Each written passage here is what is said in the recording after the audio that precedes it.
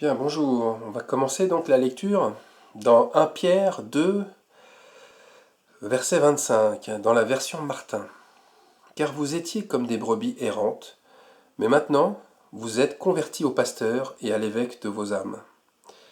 Alors, pasteur et évêque de nos âmes, c'est bien sûr Jésus-Christ. Alors, je commence mon message en rappelant que c'est la suite du précédent. Je me suis inspiré du passage très connu de Jean chapitre 10. Le précédent, c'était toujours sur le retour de Jésus, et c'était sur le fait que Jésus revient détruire les enclos. Là, aujourd'hui, Jésus se manifeste par le loup dans la bergerie. C'est la suite, mais il n'y a pas trop de différence, vous allez voir. Alors, dans mon précédent message, je montrais qu'il y avait un enclos qui était gardé par des mercenaires, par un mercenaire, et qui ne se souciait pas du tout des brebis. Mais les brebis, elles ne savent pas qu'elles sont errantes.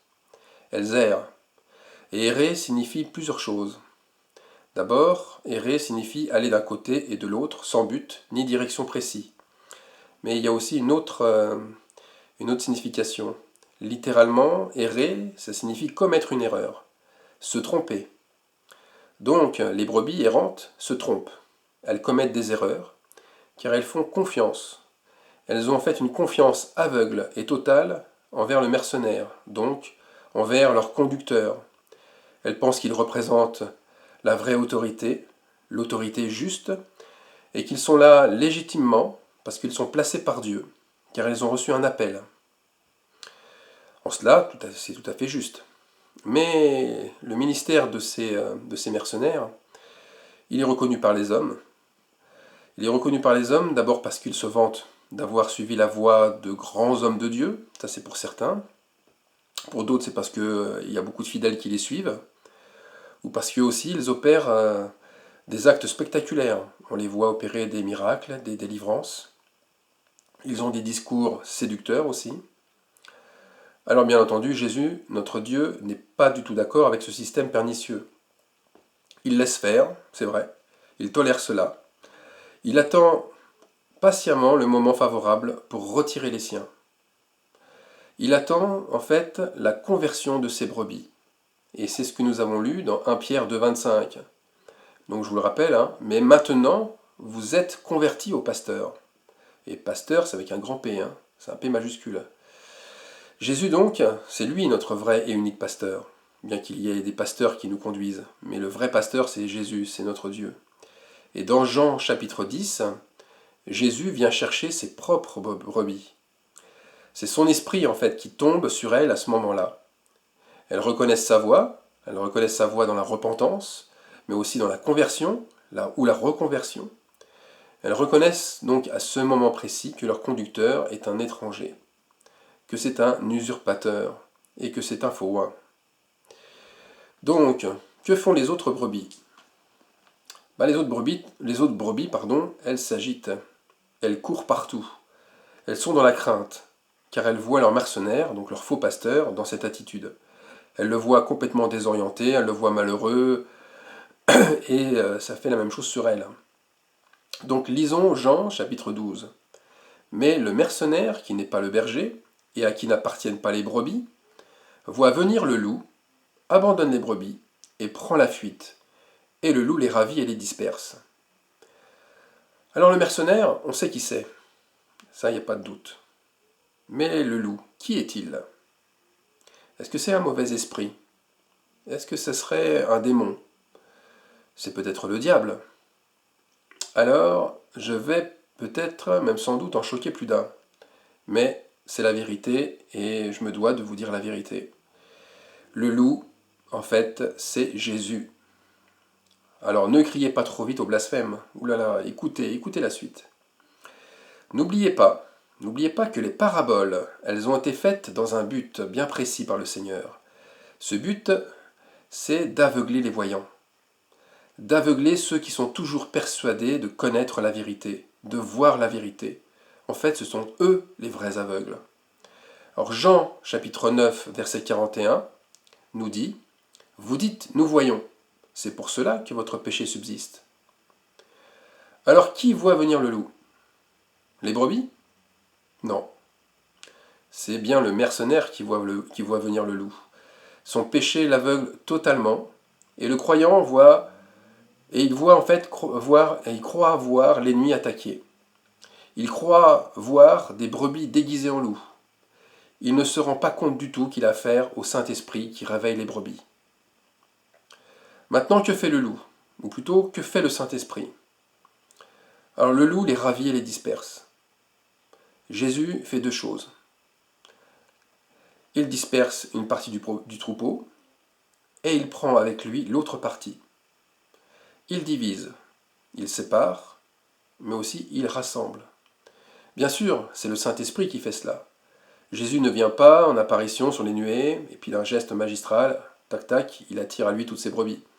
Non, non, c'est lui en nous qui agit de manière voilée. C'est lui qui nous inspire à le suivre, comme c'est lui aussi qui inspire d'autres à fuir. Jésus se comporte là véritablement comme un loup ravisseur. Et c'est vrai qu'il nous dit à plusieurs reprises que le jour du Seigneur viendra comme un voleur pendant la nuit. Mais nous, ces bien-aimés, nous ne serons pas dans les ténèbres. Ça veut dire que nous serons dans la connaissance pour que ce jour ne nous surprenne pas comme un voleur.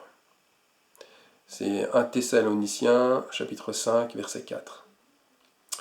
Alors, comment ne pas s'y méprendre? Comment reconnaître sa voix? Car dans l'histoire, tout le monde cherche à ravir les élus. Jésus veut nous ravir, mais il ne faut pas oublier les faux prophètes pareil. Et ravir, ça signifie s'emparer par la force ou par la ruse de ce qui est à autrui. On pourrait aussi dire déposséder. Alors, est-ce que ça ne vous rappelle pas un message récent sur Ézéchias? C'était le film de votre vie. Et Ézéchias avait cette signification de Dieu qui dépossède. Ézéchias a dépossédé le roi assyrien des territoires acquis par l'oppression qu'il exerçait sur Juda. Eh bien, c'est la même chose avec le Saint-Esprit. Il vient déposséder aussi. Il vient déposséder les mercenaires en détruisant leurs assemblées. Continuons. Alors lisons Matthieu chapitre 7, versets 15 à 17. Gardez-vous des faux prophètes. Ils viennent à vous en vêtements de brebis, mais au-dedans d'eux, ce sont des loups ravisseurs. Vous les reconnaîtrez à leurs fruits. Cueille-t-on des raisins sur des épines ou des figues sur des chardons? Tout bon arbre porte de bons fruits, mais le mauvais arbre porte de mauvais fruits. C'est donc à leurs fruits que vous les reconnaîtrez. Alors, comme tout le monde ressemble à des brebis, le cœur et les mobiles de chacun deviendront une évidence. Il faut qu'ils apparaissent clairs comme une révélation. Et Matthieu 7, 21 nous dit « Ceux qui me disent Seigneur, Seigneur n'entreront pas tous dans le royaume des cieux, mais celui-là seul qui fait la volonté de mon Père qui est dans les cieux. » Donc, quand Jésus revient, au moment où Jésus arrive, la moisson est mûre, le fruit est aussi à maturité. Et le verset de Matthieu, celui qu'on vient de lire, le chapitre 7, verset 21, il se voit comme au nez au milieu de la figure. Ça veut dire qu'une partie de ceux qui disent Seigneur, Seigneur, donc les hypocrites et les menteurs, sont dévoilés. Et ceux qui font vraiment la volonté du Père, c'est-à-dire les miséricordieux, ceux qui pratiquent la vraie piété, ils sont aussi dévoilés. Alors, quand Jésus parle de moisson, c'est toute la nature qui fleurit à ce moment-là et qui est prête pour la récolte et la cueillette. Le bon grain, comme l'ivraie, le bon raisin, la bonne figue, comme le fruit véreux d'ailleurs et pourri, tout se voit. Mais si vous ne vous sentez pas prêt à affronter cette épreuve, Jésus ne vous rejette pas. Il est encore temps de réagir. Et Jésus, bien au contraire, ouvre la porte et vous fait passer avec lui. Alors lisons Apocalypse chapitre 3, verset 3. « Je n'ai pas trouvé tes œuvres parfaites devant mon Dieu. Mais rappelle-toi comment tu as reçu et entendu, et garde et repens-toi.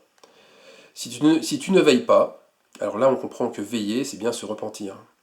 Si tu ne veilles pas, je viendrai comme un voleur, et tu ne sauras pas à quelle heure je viendrai sur toi. » Version Martin nous dit « À quelle heure je viendrai contre toi ?» Alors mes frères et sœurs, je conclus. Ne soyons pas effrayés. Ne nous effrayons pas des temps et des événements que nous vivons. Les épreuves que nous avons, que nous allons avoir, donnent gloire à Dieu. Et nous devons, nous aussi, donner gloire à Dieu pour son retour parmi nous. Nous devons donner gloire à Dieu pour nos yeux qui s'ouvrent maintenant, mais aussi pour nos cœurs qui se brisent et qui se répandent. Nous devons donner gloire à Dieu aussi pour sa justice qui s'opère avec nous. Sa justice s'opère avec ses bien-aimés. Nous partageons ensemble sa gloire, ne l'oublions pas. Que le Seigneur vous bénisse, vous ouvre les yeux, vous permette d'aller sur vos genoux si vous en avez besoin.